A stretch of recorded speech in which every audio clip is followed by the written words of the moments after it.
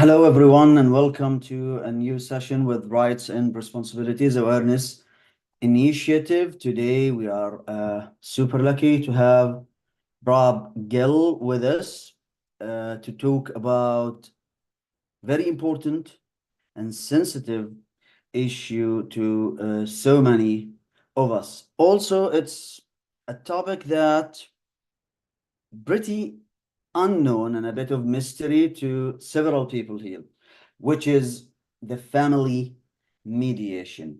Thank you so much for being here with us, Brad.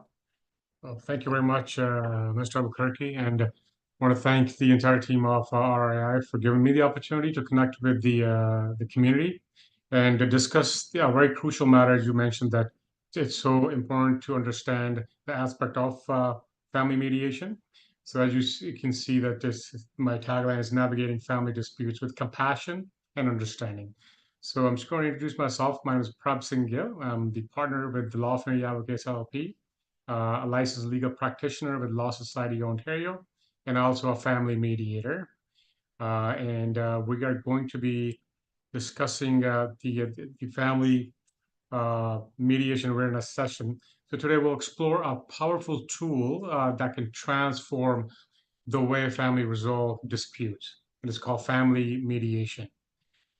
And purpose of today's session, folks, our goal is to demystify family mediation, to help you understand what is family mediation, how it works, and why it might be the best choice for resolving family conflicts. So without further ado, let's dive into it.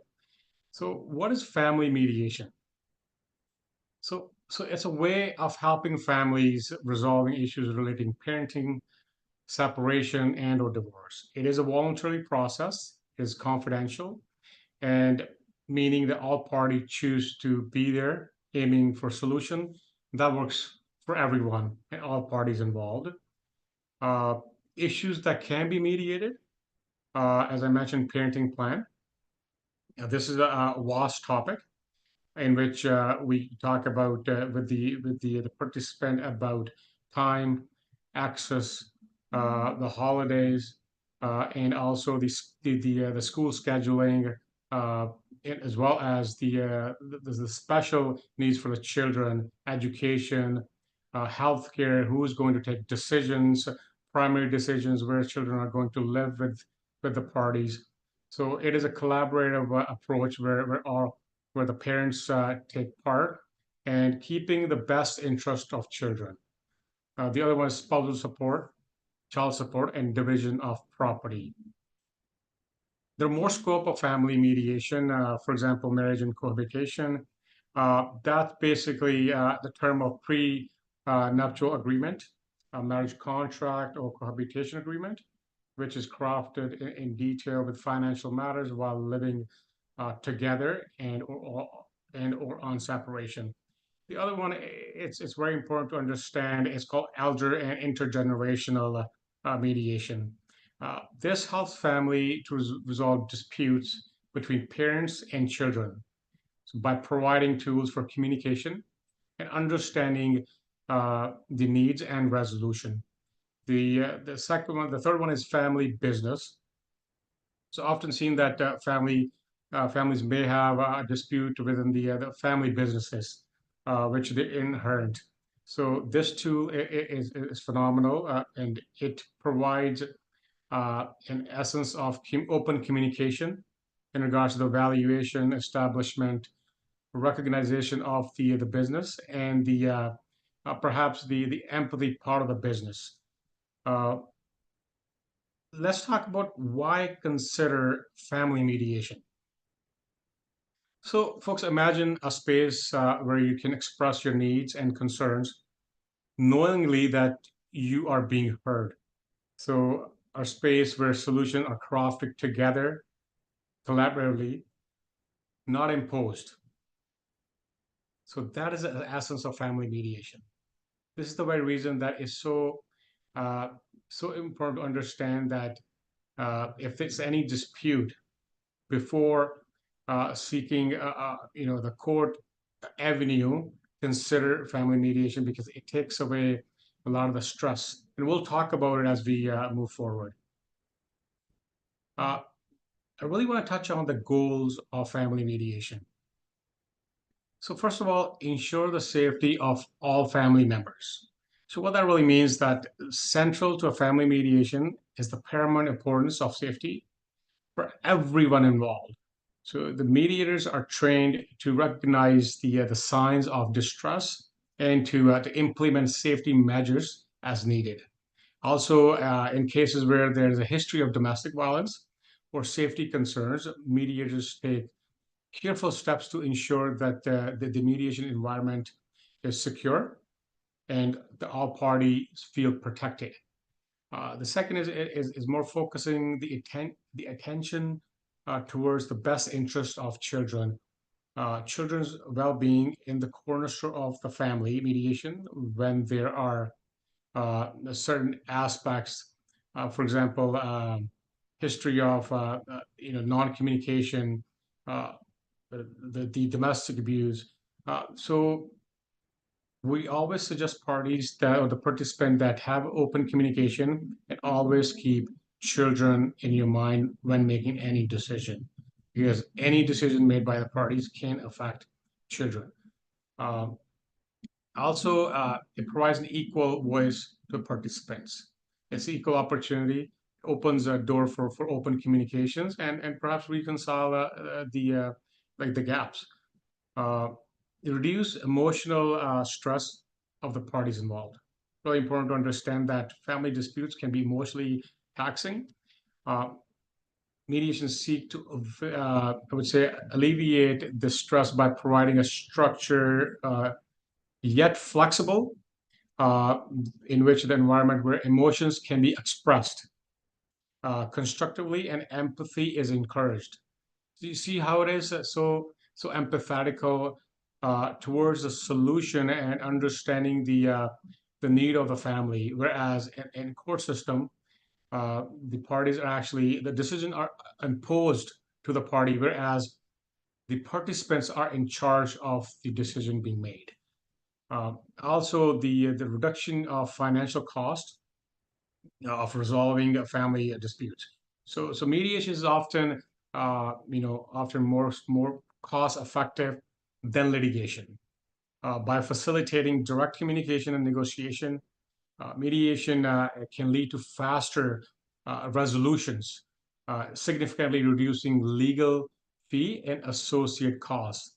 Other aspect to that is the efficiency of mediation not only saves money, but also save time and resources while allowing families to invest more in their future rather than in prolonged legal issues or legal battles. Uh, it also minimizes conflicts and uphold peace and respect, a fair and reasonable agreements, which is really important for all parties because the parties themselves are involved in crafting the agreement. The outcomes are often more satisfactory and sustainable. I would say with a higher likelihood of compliance compared to the court-imposed decisions. So you are in charge of the situation where parties can self-reflect, sit together, have an open communication, and considering how to move forward collaboratively and keeping the children in mind and the best interest of the children. Uh, there are benefits to family mediation. The first are personal benefits, where I always talk about children because in family mediation, I personally believe, and I'm very passionate about that, that um, children's interests are safeguard, and also children have say in the mediation process, whereas sometimes it's hard for the children to open up with the court system. So, with the role of mediator as a facilitator and partial body, often seen that children do open up, further in an open communication and discuss resolution or bring resolution onto the table to help the parties together. And also enhancing communication cooperation. Building vital communication is really important. And what it does actually, it collate and collaborate parties together. So often seen that folks, the parties have not been communicating for quite some time, and that also hinders the relationship, and there's a barrier between the parties. So having to open communicate while in the same room, perhaps it resolves a lot of the issues actually itself. Reduction of tensions. So creating a calmer atmosphere by reducing the adversarial nature typical of the court disputes. So the parties are more calm in a private setting and in a respectful environment. Also, the future relationship potential, often seen that in the mediation process, the uh, the groundwork is being laid for improvement intersection in the future. So what it is that it carries on, especially benefiting the parties in co-parenting. It is a the confidential process where each party's statement stays within the mediator, unless until the mediator has duty report. For example, uh, when screening the process or speaking to the participant, when mediator finds out that there's a harm or a danger to the family or the children, that's when the mediator has to report, perhaps to the Children's Society or the authority. Other than that, the whole process throughout is confidential and it's voluntarily as well. And during these sessions, the participants are encouraged to seek independent legal advice. So, for example, during the sessions where participants feel that they need someone who can actually articulate what has happened in the session, so they can actually go to a lawyer and ask for independent legal advice at any stage of the process. Okay, so and also the financial benefits, direct communication and empowerment, which leads to empowering parties to have direct say in the outcome, leading to more satisfying and tailored agreements. As I mentioned, it's cost effective, time and simplicity. Let's talk about mediation versus litigation. Uh, this is really important to understand, and as you can see that unlike litigation, where judges make decisions, in mediation, empowers you to shape your own future. So you are in charge of the situation. You can have open communication. Uh, you can have a mindset of having to resolve before going to the court system. And this is the main reason that at some cases judges also recommend the mediation process, and because it's a voluntarily, it cannot be imposed. But however, there is a recommendation for that matter. So let's talk about mediation process. So far we understand what is mediation, why mediation, right? So let's talk about what is a mediation process and how it takes place. So the two forms of mediation. The first one is closed mediation, which is confidential. So the participant preserve the confidentiality of their mediation. The second one is open mediation. This is rarely to take place, mostly take place in the court-based mediation, where the participants are asked by the court to seek mediation, in which when the mediator is actually contacted by the court, mediator has the duty to disclose that information to the court. That's why this is called open mediation.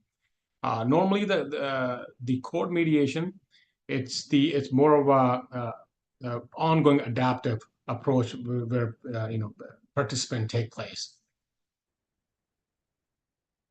Also, what is the role of a mediator? This is really important to understand. So, the mediator is a neutral facilitator. What that means that mediator acts as a neutral body. Uh, Often seen that there are lawyers who are mediators as well. The paralegals who are mediators as well, a social worker, perhaps a school teacher. But when a mediator is mediating, It's only the purpose of mediation. The mediator is not there to give legal advice to either party. It is not ethical to do that. And mediation and the role of the mediator is impartial.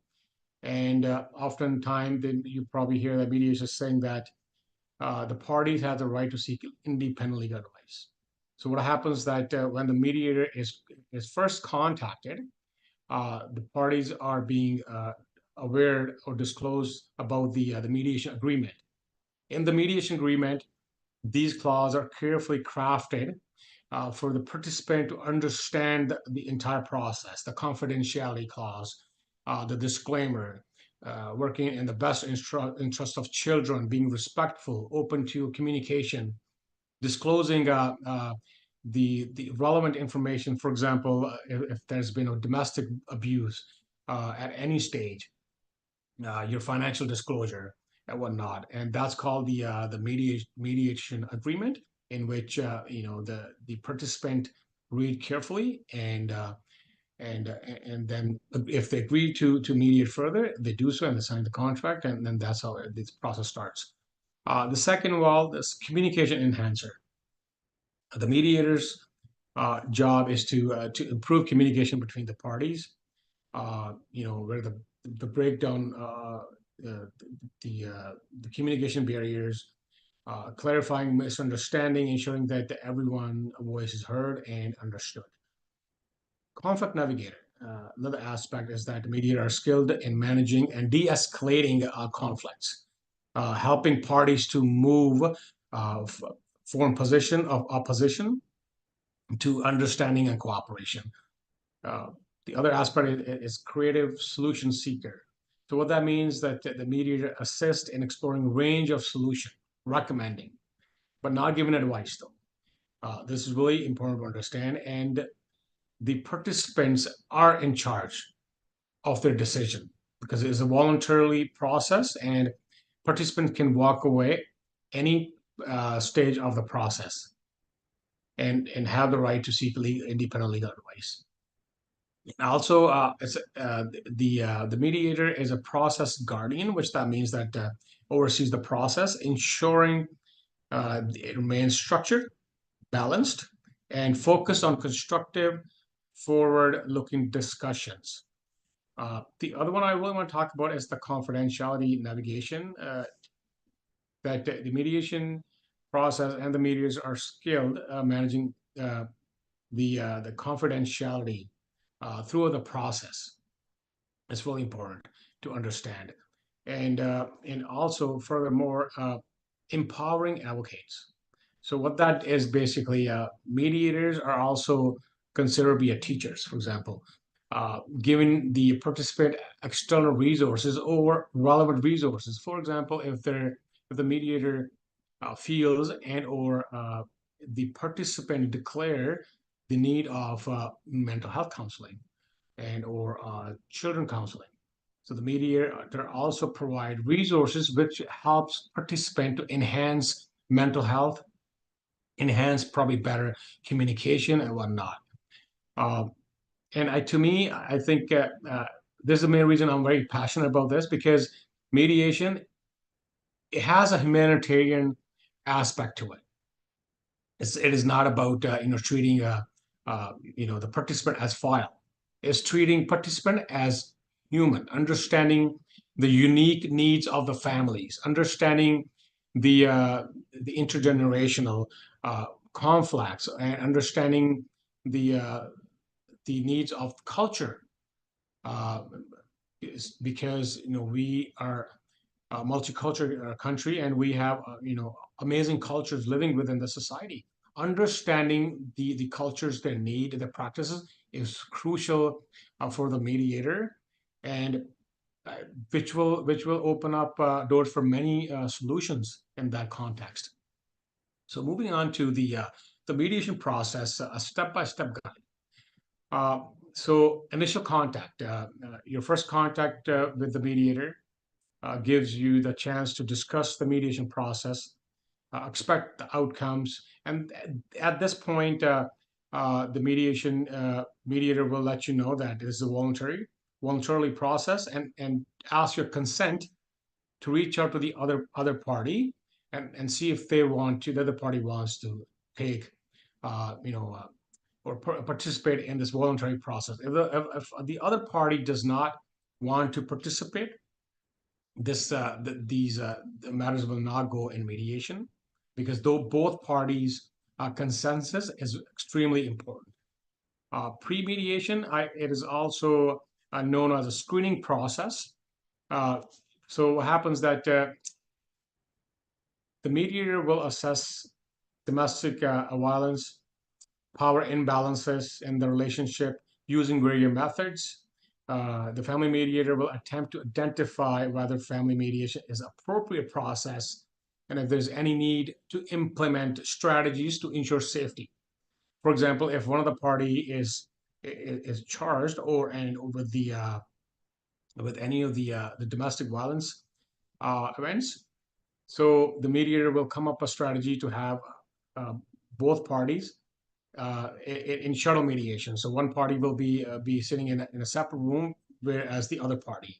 So the mediator will change his or her location as per the need of the party, making sure that both parties or participants are feeling secure and in a secure environment.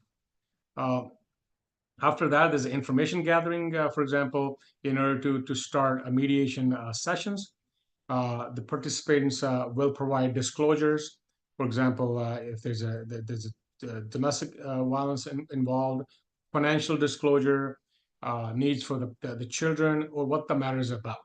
So the mediator will craft an enhanced questionnaires, open-ended questions to have the parties engage in open communication, and that's where the key is, because mediation will allow you to communicate freely, openly, and express each other's emotion, and that's where we often see that the gaps are being filled, and we often see the reconciliation, believe it or not, because communication is the key to a healthy relationship in this, right?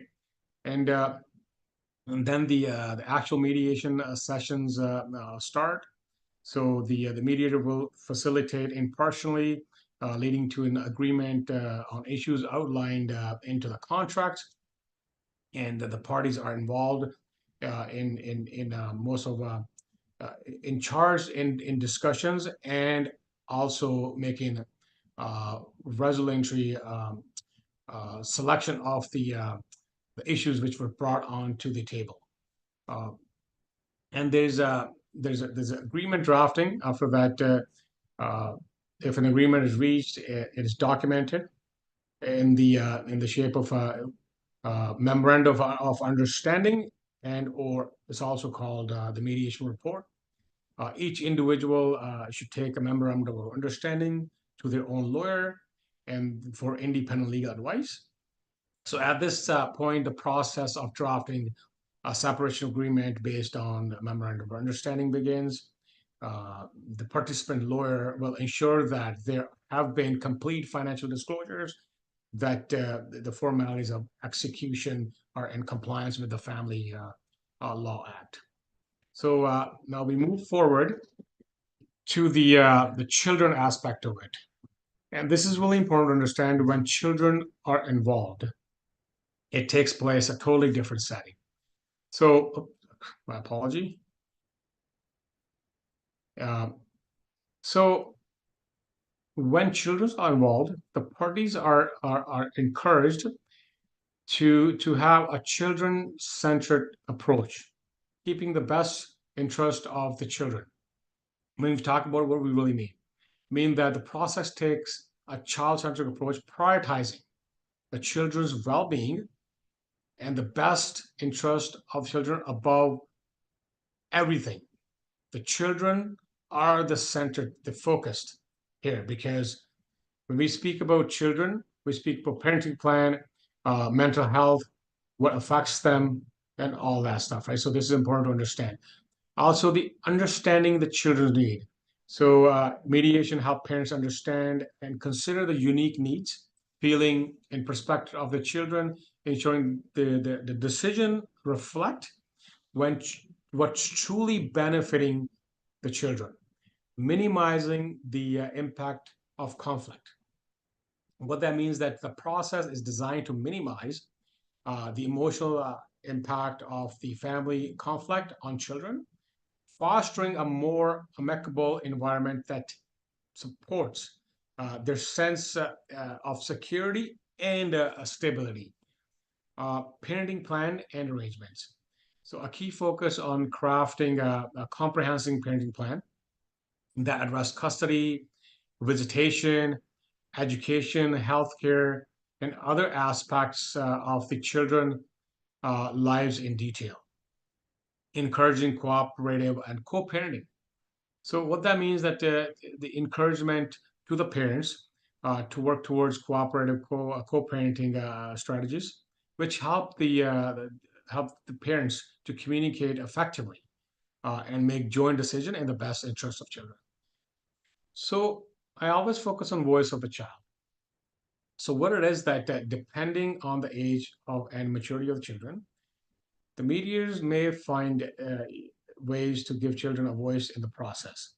If they see that the children are not opening to the communication, there are resources which are focused onto the children, and there are uh, the participant can seek direction from the Office of Children or as well. There are the other external resources which helps children to communicate and help towards the best interest of the children.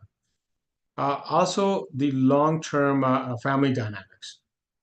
It's really important to understand that the process aims to preserve and even improve family dynamics, ensuring that the resolutions made more sustainable and supportive of long-term family relationships.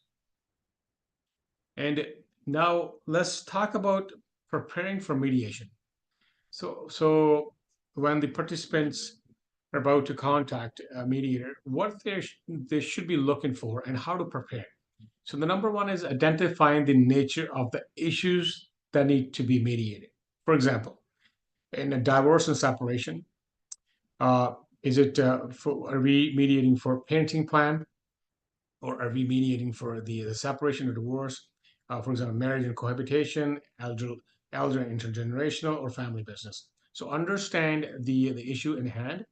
I would always recommend folks that before going to mediation, seek independent legal advice.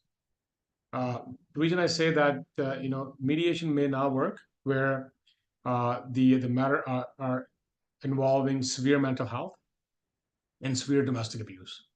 That needs to be handled with the officials, and also in the supervision of lawyers and court system to preserve the safety and ensure the safety of each party and the children. Um, Understanding the process is voluntarily and it's confidential, so it cannot be imposed onto any party. Declaration of abuse.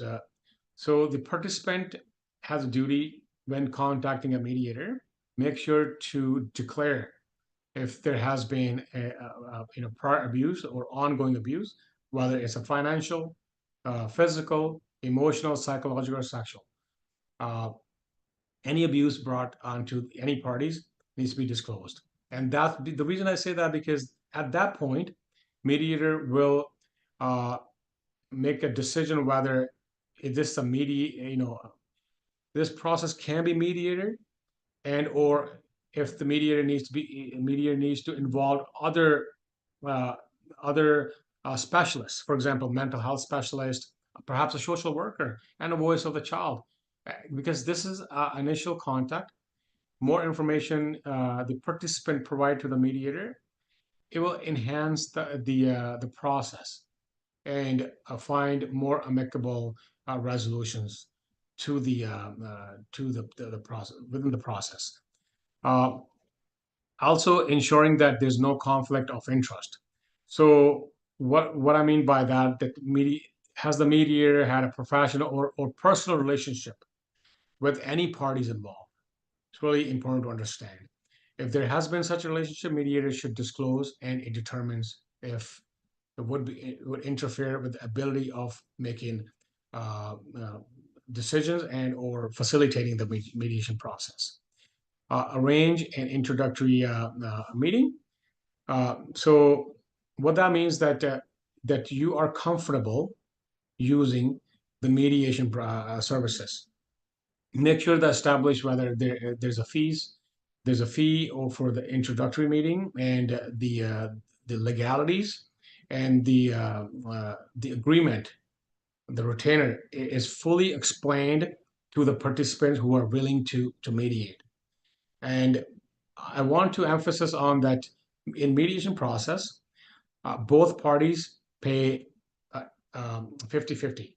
It's not that one party pays one fee, the other party pays other. No, it's the equal payment from both parties. So that means that keeping a balance of power, right? And that's the process. And in conclusion, I would like to say that this process offers a pathway to resolve conflict with empathy, as I cannot stress enough. And this is the main reason that I got into this field, because to me, I believe in constructive relationship, reconciliation, open communication, right? It's more of a humanitarian centric approach rather than a court-based, right? So it empowers families, actually, empower the participant, uh, to find amicable solution that prioritize well-being uh, of the families and maintain positive relationship, right? So the approach not only resolve dispute, but also lays the foundation for long-lasting harmony and understanding within the family relationships, right? So with that said, if anyone has any questions or concerns, I'm more than willing to answer. I believe if we open a communication, we can actually take away a lot from it. So, Adam, I give the floor to you now. Thank you so much, Brad, for this very informative presentation. And for the people who are watching us on Facebook, LinkedIn, YouTube, or Twitter, if you have any question, please feel free to type it to the chat. Meanwhile, I would like to ask you, Brad, where do you find the mediation process now taking into consideration the cultural differences? As you So know, that's we're it. living in, yes, please. Oh, absolutely. Heather, glad you asked this question. And so in a mediation process, it's really important to understand for the participant, what exactly are they seeking? For example, if the participant feel comfortable that if it's a cultural issue, meaning that it lies within the cultural practices, I highly recommend to reach out to the mediator who has, for example, a connection or colleague who's expert in cultural competence. Okay, this is really important to understand because having to have a knowledge of cultural competence is the key in this field. Even though the family mediators are trained to have enhanced education. Going back to your question, that often seen that where there's a cultural gaps and or cultural disputes, uh, communication opens a lot of doors. Sometimes the mediator will bring in the other family members who reside within the household. Because sometimes what happens if we talk about the immigrant families, there's a joint family culture. The family members living together. Sometimes it's not the parties. Sometimes it's the other family member involved in the conflict too. So understanding the culture, the practices is absolutely crucial. And there has been success when the participants open communication and the willingness to come to a collaborative resolution. So I hope I answered the questions. Thank you so much, Brad. Also, on the other hand, you've mentioned that in case of severe domestic violence, then the officials must take control. So can you exactly identify severe or give an example about it? Oh, absolutely. So, for example, that if the children's safety at risk, what happens that the mediator will not know until the screening process. So, if the participant discloses that Children Aid Society is involved and why is involved, okay, and then to a further discussion when the participant states that okay, uh, prior session we had and day after that the children are being affected or someone said to somebody or there's abuse involved to the children, that's when the mediator has a duty to report. As soon as the mediator finds out that